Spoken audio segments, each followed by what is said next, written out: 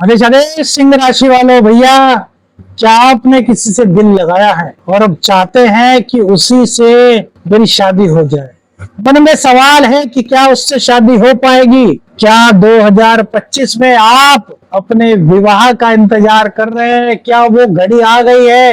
क्या आपके जीवन में शहनाई बजने का संयोग आपकी कुंडली के कारण आ गया है? आइए जानते हैं त्रिकाल नेत्र के इस खास विवाह श्रृंखला में मेरे मित्रों। देखिए, सिंह राशि वाले जो होते हैं बड़े भावुक होते हैं, बड़े आकर्षक होते हैं, बड़े आत्मविश्वासी होते हैं। इनकी राशि का स्वामी है सिंह, लियो, जोडिएक साइन लॉयड। तो आत्मविश्वास से परिपूर्ण होते हैं, अपने जीवन साथी के प्रति बड़े वफादार होते हैं, ये प्यार बहुत शिद्दत से करते हैं। इनके अंदर जुनून होता है प्यार को लेकर।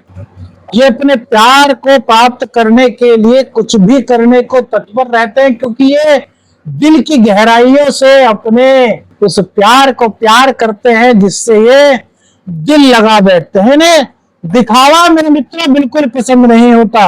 अपने प्रेम को पूरे समाज में स्वीकार कराना चाहते हैं। कमेंट से बताइए, यदि आप सिंह राशि से हैं तो आपका ऐसा व्यक्तित्व है या नहीं?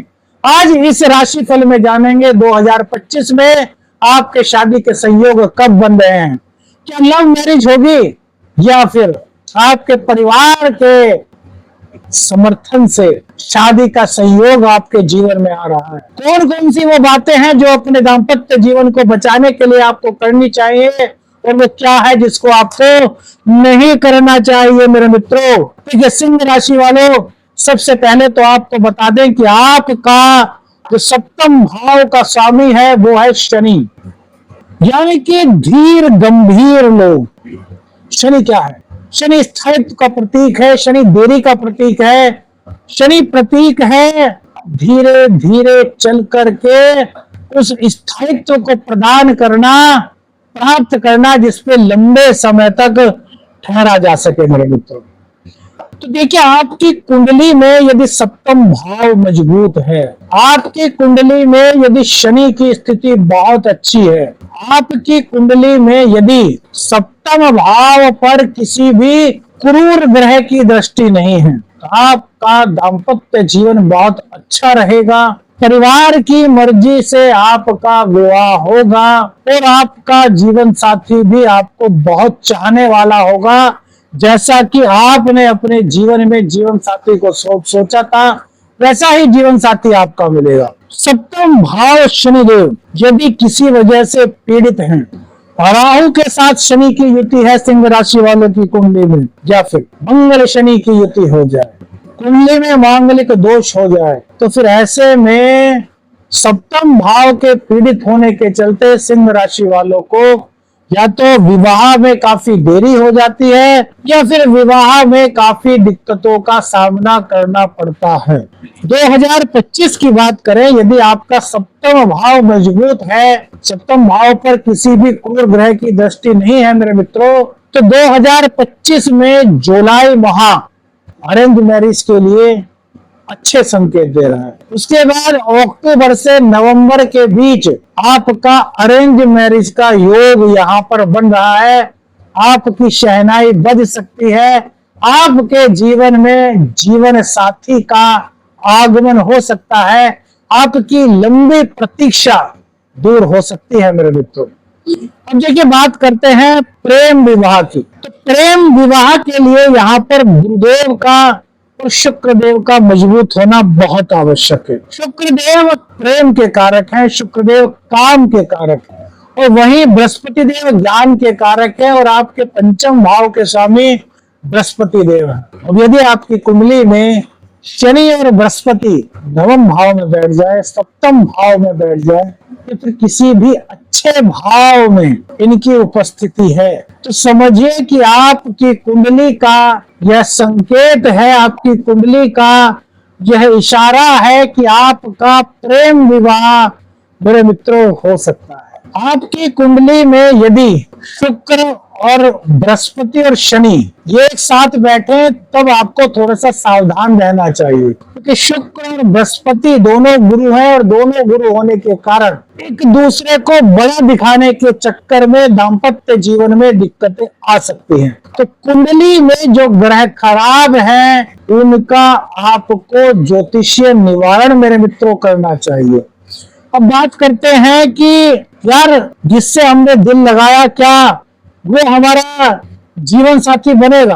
तो देखिए, चैत्र और श्रावण या फिर कहें कि नवंबर माह, अक्टूबर माह प्रेम विवाह के लिए उचित मेरे मित्रों कहा जा सकता है।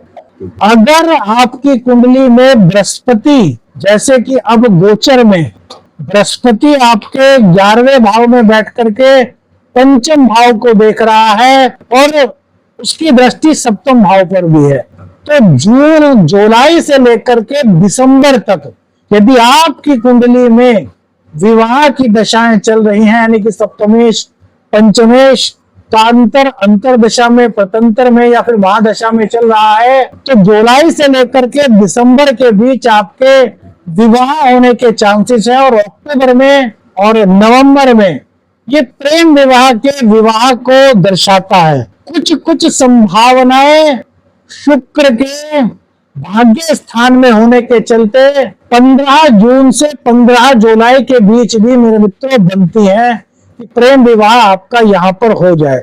लेकिन एक चीज को आपको ध्यान रखना है, शुक्र राहु के साथ हो, बृहस्पति आपकी कुंडली में राहु के साथ है, या फिर बृहस्पति आपकी कुंडली में नीच के हैं, बृहस्पति की स्थिति आपकी कुंडली में खराब है, या फिर और राहु 11वें स्थान में बैठा है, या फिर पंचम में बैठा है, या फिर केतु यहाँ पर बैठा है, या फिर किसी भी तरीके से राहु की दृष्टि पंचम भाव पर पड़ रही है मेरे मित्रों, तो प्रेम संबंधों में आपको अलर्ट रहना है, आपको सावधान रहना है। क्यों?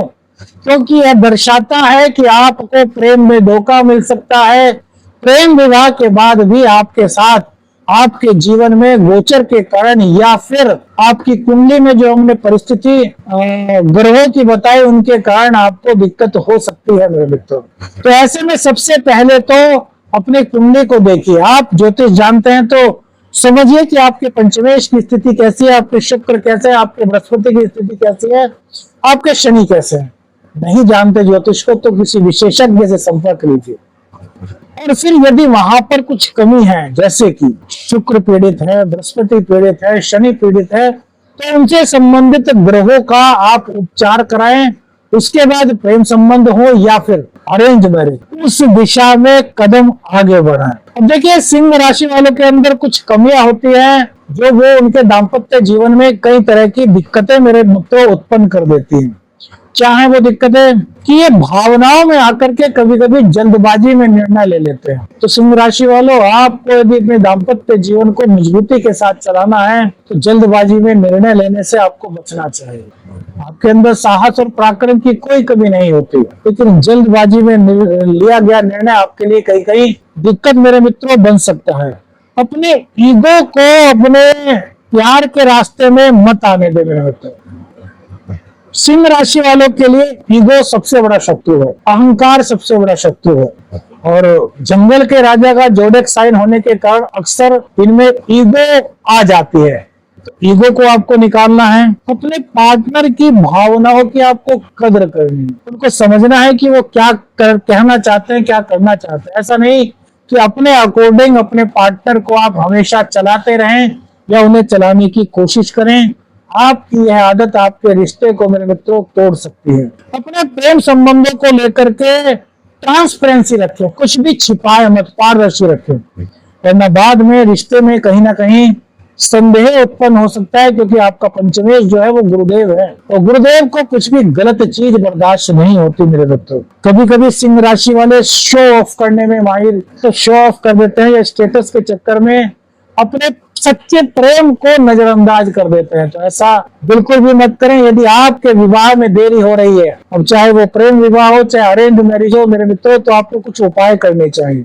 आपको सबसे पहले बात तो अपने लग्नेश को मजबूत करने के लिए ओम सूर्याय नमः का जाप करना चाहिए। यदि आप अरेंज मैरिज करने चाहते हैं तो हर शनिवार को 108 बार ओम शम शनिश्चराय नमः और श्री दशरथ कथ शनि चालीसा का पाठ करना चाहिए। यदि आप प्रेम विवाह चाहते हैं तो आपको विष्णु सहस्रनामावली का पाठ करना चाहिए मेरे मित्रों रोजाना। इससे प्रेम विवाह के संकेत आपको मिलते हैं। देखिए, सप्तम भाव के स्वामी का रत्न पहना जा सकता है, लेकिन वो शनिदेव है, तो इसलिए विशेषज्ञ से संपर्क लेने के बाद ही आपको कोई भी रत्न धारण करना है मेरे मित्रों। ऐसे नहीं कि कुछ सुना, किसी ने कहा और आपने धारण कर लिया। तो वीडियो यदि आपको अच्छी लगी, आपको पसंद आई और आपके मन में शादी को लेकर कोई भी सवाल है तो कमेंट करके हमें बताइए, उसका रिप्लाई देंगे। और मित्रों, आगे नई नई जानकारी के लिए चैनल को सब्सक्राइब करना मत भूलिएगा। आदेश आदेश अलख निरंजन हर हर।